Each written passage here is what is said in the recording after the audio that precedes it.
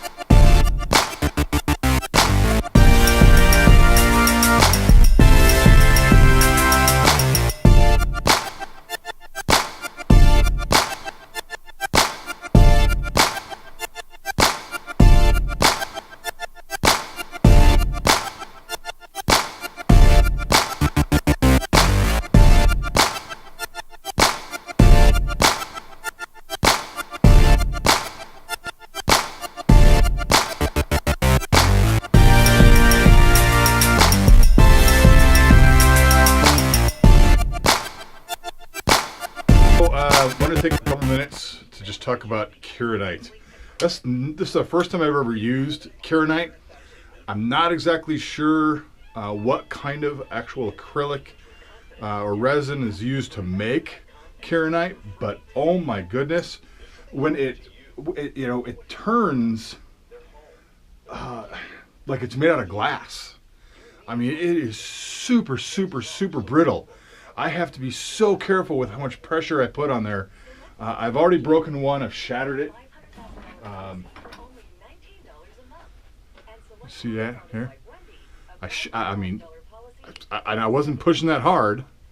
It just caught just a little bit right here in this little edge, and that thing absolutely exploded on me. Obviously, good thing I'm wearing safety gear, but oh my God, it scared the hell out of me. Anyway, if anybody's got any advice on Keraynite and what I should be doing and what I shouldn't be doing, as I said, I'm turning it high RPM, I'm turning it slow, I've got sharp carbide tools. I think I'm doing everything right, but it is awful.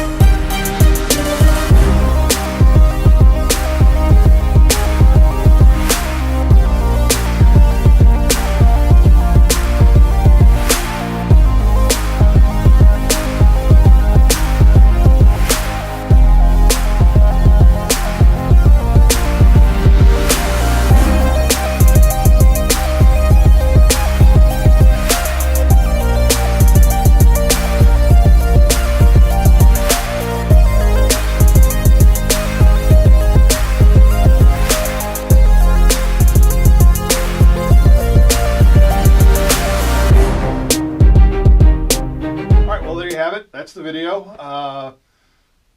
I know I haven't put out a video in a while, so I just want to make sure I got something out, get some content out there. I've been posting a lot to Instagram, did a lot there. And I'm sorry I don't have any of the actual pens anymore. Before I shot the video, or before I finished the video, I actually ended up giving the pens to the guy at work. So he's got them, he loves them, he's absolutely thrilled with them. And if you ever need anything that has to do with pens, and I'm not paid by Penn State Industries, not in any way, not affiliated with them, they have a great product line, just about every kind of pen imaginable. If you've got somebody who's looking for a nice custom pen, go out to Penn State Industries, check them out, really, really good stuff. And once you order from them, they send you their catalogs like once a quarter, so really nice to be able to hand that to a potential customer. You can go flip through, rather than try and do it on your phone or wherever. You just flip through, find what you want. And if you like the video, if you want to see more of this, go ahead and please don't forget to hit like and subscribe, and make sure you follow me on Instagram, Big Hard Woodworks. I am there trying to post at least once a day. Except for the last couple days, it has been freezing, so we got lots of snow, and not good for doing anything other than getting out and shoveling the driveway off and getting the snowblower out. So, oh yeah, it also reminds me, it's a little cold to do any more of it right now, but I did have a break there for a while. I made a Lichtenberg microwave oven transformer. So look for videos on me doing some Lichtenberg burning. You got to do it outside. Creates a lot of smoke. And I don't know that it's something I want to try and do while it's negative 13 degrees outside. So I've got to wait for some warmer weather, and then I will start posting videos on some Lichtenberg stuff. Really, really excited. I got a great tutorial video from Double Reno. I'll put his link down below. If you ever want to know how to make a Lichtenberg machine or Lichtenberg fractal burner out of a microwave oven, Double Reno does a great job of explaining how it all works, and how, and he makes it so it's safe. I know that that there's some controversy over the safety of a Lichtenberg burner, and yes, they are super dangerous. I get that, but if you're smart about it, you're safe about it, you shouldn't have any problems. And this guy does a really, really good job of explaining how to make one safely. So look for those in the future. All right, until next time, thank you.